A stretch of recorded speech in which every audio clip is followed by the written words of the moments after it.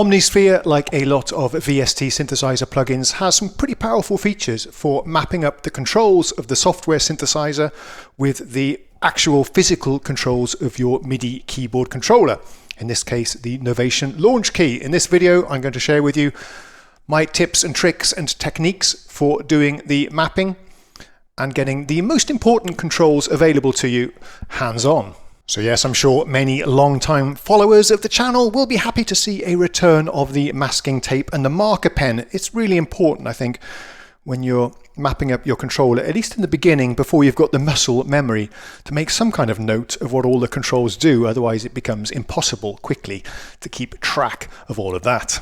So we're going to start off in the patch mode. Remember, Omnisphere has concept of patches, which is an Omnisphere sound, and multis, where you can combine 8 of these patches together into a multi.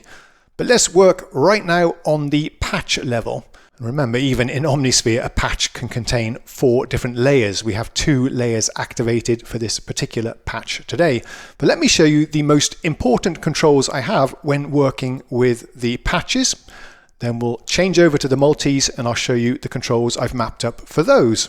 If we jump over to one of the layers here, get out of the envelope zoom, I'll show you how we can map this up using MIDI Learn. So simply right click on the parameter that you want to adjust, go to MIDI CC Learn. Now it's blinking because it's waiting for us to move a parameter or a control on our MIDI keyboard controller here. So I'll choose this one.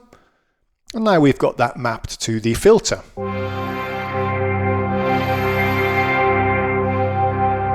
It's as simple as that. Omnisphere has some more powerful features though. You can actually create a template, a set of MIDI mappings, and store it together with the multi, or store templates on your disk for recalling them later. You could, for example, set up a lot of controls that you use on a particular page and then load that when you're working on the page.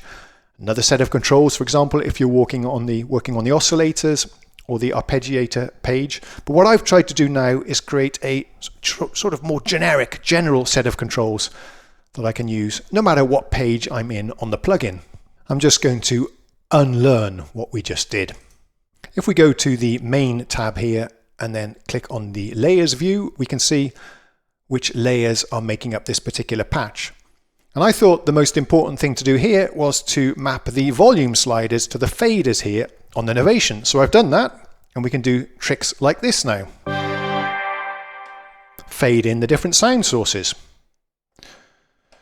And this one, the buttons below, I've used to enable or disable that layer. So now let's fade in the noise, which is not actually used in this patch. Enable that one as well. And we have this. A nice dreamy sounding pad. And this one as well. So I can now mix them together without ever needing to use the mouse, which is really great. So that's what I'm doing with the first 4 faders here. And on the tape you can see I've written 1, 2, 3, 4 for the layer adjustment controls. And that works whichever particular patch I happen to be playing.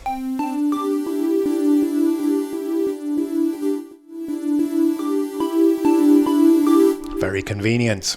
Talking of convenience, here's one of my very favorite things about Omnisphere. The first thing I like and appreciate is that you can step up and down through the presets using the keyboard up and down arrows, the cursor keys. It's surprising that not all synthesizers, VSTs, support this. Some only do it if you're in the browser mode, but Omnisphere, I'm happy to say, supports it no matter which window you have open at the time.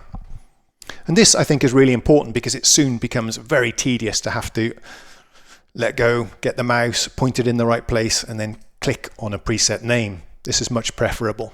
But a really super feature that I haven't seen anywhere else is that you can even MIDI learn the up and down buttons here on the interface, which I've done here, and I've mapped them to these large buttons here. So from my MIDI keyboard controller, I can step up and down through the presets without really ever needing to let go and grab the keyboard or the mouse. That's fantastic.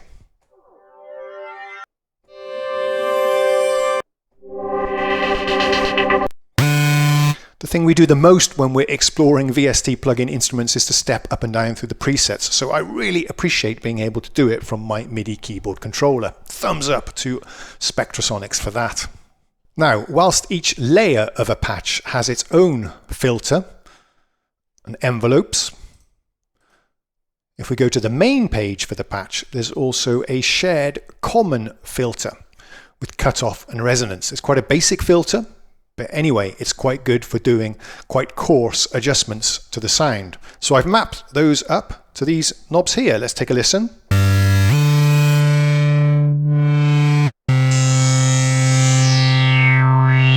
And there's also another mode, the high pass filter mode. That was the low pass we just heard. If I press this button here, hold it down, I can engage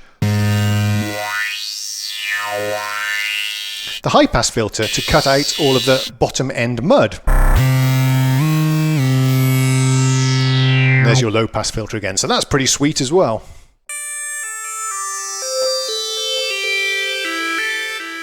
Now this keyboard doesn't have aftertouch, so what I've done is mapped aftertouch to this knob here, so I can simulate the effects of aftertouch. Sometimes it has an effect in some patches, in others it doesn't have much effect at all. Nothing happening there, for example.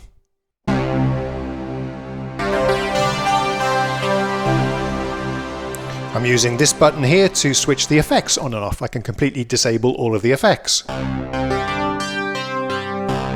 them back on. Similarly, this one will switch the ARP on and off.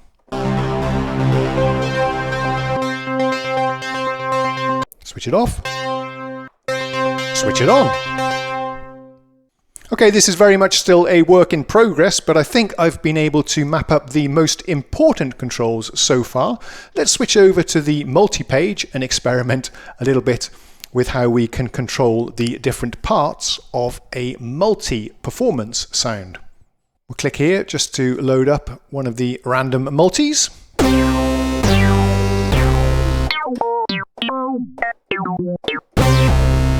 We can click here to see what's going on. If I actually go over to the mixer page here, and I'm going to choose actually a sound that loads many different sounds and stacks them together into a layer. So let's see if we can find one of those. Again, it's asking me if I want to lose my changes, which I do. We can use the MIDI controller here to step up and down. Looking for one with 4 different layers, preferably. There's one. What does this sound like? Not quite what I was after. Okay, here's a good example, perhaps. So I've got 4 faders here that I've mapped to control the first 4 parts of the multi, the volumes. So let's whack them all down.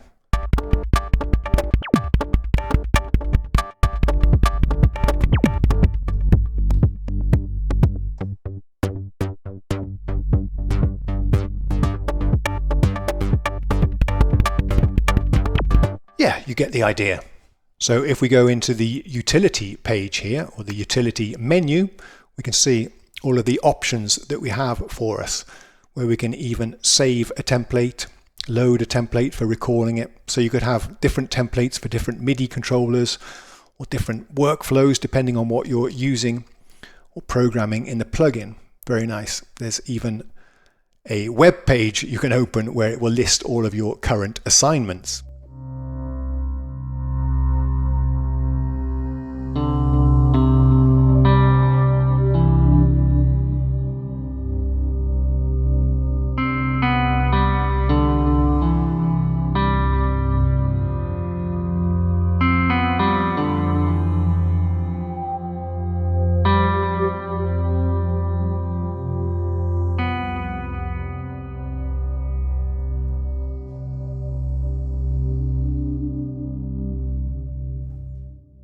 As you can see, we have a lot of unassigned knobs and buttons over here as well, but I'm saving those in case I come across an essential feature that I really want to map up later on. And this is still, yeah, a work in progress. I'm finding myself actually peeling off the masking tape and redoing it with different assignments all the time, but it's a lot of fun. And I do think it's worth putting the effort into this, investing a little bit of time to get a setup so that you can efficiently work with the software and make it feel more like a hardware synthesizer with all of the hands-on controls. So I highly recommend you also spend a bit of time with this when you're working with software synthesizers and MIDI controllers. Hope you found that interesting. I'll see you again next time. Cheerio.